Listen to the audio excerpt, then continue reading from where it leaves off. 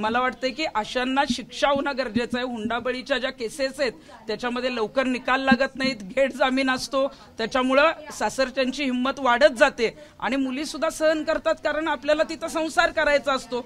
या प्रकरणात सुद्धा आपण बघितलंय की तसंच झालेलं आहे आणि मुली सहन करत गेल्या। मुलीचा संसार कुठंतरी तुटू नये म्हणून आई वडिलांनी प्रयत्न केला, परंतु पैशासाठी हव्यास असलेली जी मंडळी ती बघायला मिळत आहेत।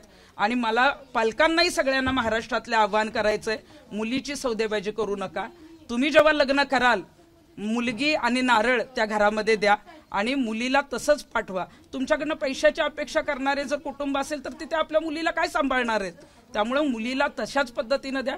हुंडाबळीची कायदा आहे, परंतु हुंडा अनेक कुटुंब देतं म्हणून ते सुरू राहिलेलं आहे आणि घेणारे तर मग भरपूरच आहेत।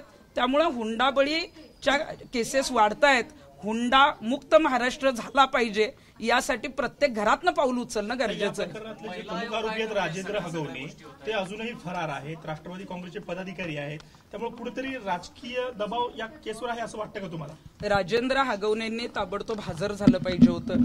त्यांची हकालपट्टी सुद्धा जी काय त्यांच्या पदाधिकाऱ्यांची झाली, जेव्हा मीडियाचा रेटा, जनतेचा रेटा आणि या आई वडिलांचा आक्रोश झाल्यानंतर हकालपट्टी केली तुम्ही। आज 4 दिवस पूर्ण झालेत, बरं हकालपट्टी केली, आता ताबडतोब त्यांना अटक केली पाहिजे। जर ते सरेंडर झाले तर मात्र 100% त्यांना राजकीय आश्रय असणार आहे।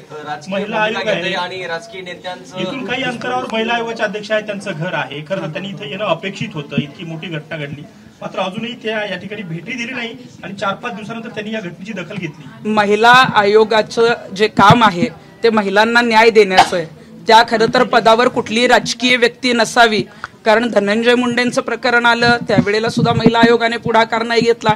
जेव्हा जेव्हा त्यांच्या पक्षाचे पदाधिकारी त्याच्यामध्ये दोषी असतात त्यावेळेला महिला आयोग फार उशिरा जागं होतं। आणि मला रुपाली चाकणकरांना एवढंच सांगायचं की आपल्या घरातली मुलगी आहे अशा पद्धतीनं न्याय द्या। कोण कुणाचा पदाधिकारी आहे, कोण कुठल्या पक्षाचा पदाधिकारी आहे हे सगळं बाजूला ठेवा। आपल्या घरातल्या लेकींवर सुद्धा ही वेळ येऊ शकते, त्यामुळे ताबडतोब त्यांच्यावर कारवाई होणं गरजेचं आहे। एबीपी माझा, उघडा डोळे बघा नीट।